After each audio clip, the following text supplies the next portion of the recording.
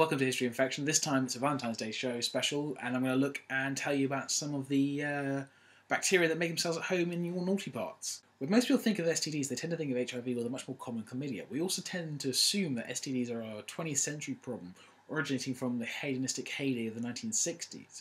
But as long as man has had dangly bits and enjoyed using them, there have been vermin that have hitched a ride. Prior to the invention of antibiotics, venereal diseases were a big problem.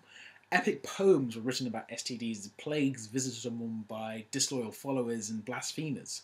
Some were also far more vicious and deadly than we think of them today. Syphilis is a prime example.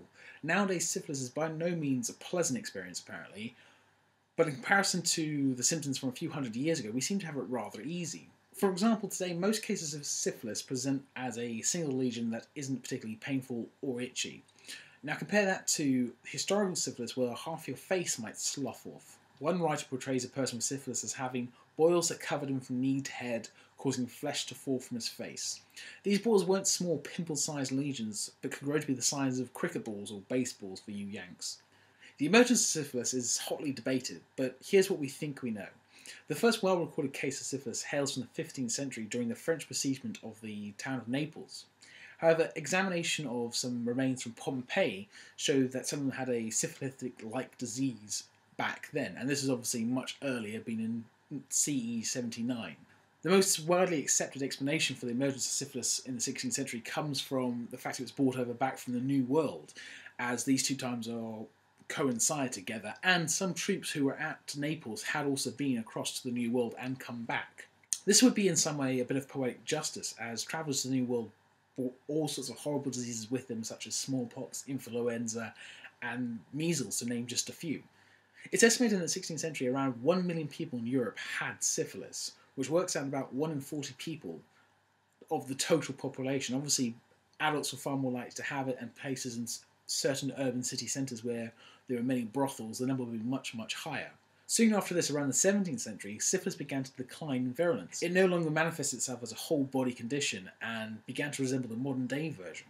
Why syphilis became less severe is a bit of a mystery and probably has something to do with the evolutionary pressures of pathogens, as we discussed previously. All that aside, it can still be a killer. In the case of neurosyphilis, the spirochetes, that's the type of bacteria that cause the infection, begin to feast themselves on your brain, and clearly having bacteria chomping away at your grey matter is a bit of an issue. Syphilis has gone by many names, and most of these had some sort of racial nomenclature around them. For example, the Italians, Polish, Germans called syphilis the French disease, the Dutch called it the Spanish disease, the Russians called it the Polish disease, the Turks called it the Franco-Christian disease, and the Thracians, a small group of islands about 2,000 miles northeast of New Zealand, called it the British disease. Historically, treatment for syphilis has been almost as bad as the disease itself. The phrase, "a night in the arms of Venus leads to a lifetime of Mercury," gives us some strong hint as to one of the most popular treatments of the time: mercury. Mercury was either applied directly, ingested, injected, or perhaps my favourite, fumigated. Fumigation of the body was used to treat a number of ailments, but fumigating mercury was probably the least effective way of delivering mercury into the body, which probably worked out better for the patients. Never mind the treatment wasn't overly effective. Mercury is one of the most toxic substances that we know of. Other treatments did exist. The most effective would probably have been the use of wild pansies, which have subsequently been shown to actually have some antimicrobial effects, but none of these would have been as effective as modern-day antibiotics. Although the first modern antibiotic, penicillin, was not discovered until 1928, an arsenic-containing drug developed in 1908 was highly effective at treating the early stage of the infection. Of course, as with the case of using mercury, one has to question whether or not using a deadly toxin to treat a disease is really worth it, but it did work. Another brilliantly bizarre treatment that I've mentioned for syphilis in the past is the use of malaria. Here's a link to that video talking about how a doctor used malaria to induce a high fever to cook off the syphilis in people's brains. This treatment did win him the 1927 Nobel Prize and is well worth a look. Another interesting time in the history of STDs was the First and Second World War. Here was an era where young virile men were sent away from home into foreign countries. And as they were young men away from home, they tended to try and have sex with anything that wasn't overly reluctant, let's say. Naturally, a soldier who succumbed to venereal disease isn't going to be much use on the battlefield, or at least be at diminished capacity. The army essentially didn't want to have its privates being ineffective. During this time, the War Office invested a lot into trying to get soldiers to understand how venereal diseases were actually spread. This effort was mainly in the form of training videos and posters depicting femme fatales with stern warnings. However, it's an urban myth that some went a bit further and actually tried to blunt the troops' libido by having rations laced with anti-aphrodisiacs. Although this might sound like a plausible idea on the surface, when you think about it, most of the chemicals that would curtail certain desires also have other side effects such as depression and exhaustion. Randy, itchy soldiers are probably much better than depressed ones. The major breakthrough in reducing STDs in the 20th century was the use of antibiotics and condoms. During the Second World War, antibiotics were becoming widely available for the first time, and one of the earliest applications was actually in treating soldiers for STDs and stopping infections from battlefield wounds. Post-antibiotics, diseases such as chlamydia, syphilis and gonorrhea could all be for the first time in history cured and widely prevented. It should be noted that no other disease humans suffer from could be as easily controlled as STDs.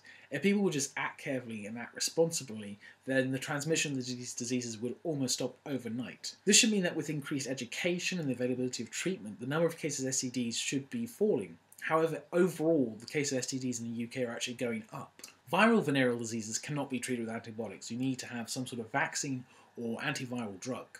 The popular account of how HIV came about in the 1980s is well known, and here's a link to the video I've made on that topic before. Something I didn't mention in that video is public perception in certain groups has begun to question whether the use of antiretrovirals is an effective treatment, which any respectable doctor would tell you is plain nuts. Any unrespectable doctor would tell you you're a fucking idiot. Alternative non-medical treatments for HIV spring from the same mentality as anti-vax group and crackpot new age mysticism bullshit. I doubt there'll ever be a time when all STDs are conquered by science. Diseases change and evolve all the time, and while we might make some strides in curtailing and reducing some STDs, with medical breakthroughs and great discoveries, in some ways they are monsters of our own making. Thankfully, they can all be readily screened for, and we have highly effective means of preventing them from being transmitted. And at the end of the day, it is down to individual responsibility to know if you are at a risk or if you're going to spread someone and give the risk to someone else. I hope you've enjoyed this Valentine's Day special. Enjoy yourselves, but don't be stupid, is the overall message of this. Feel free to subscribe and like this and share it around if you've enjoyed it. I hope you'll join me next time when I'll be talking about the short history of rabies. Thanks for watching.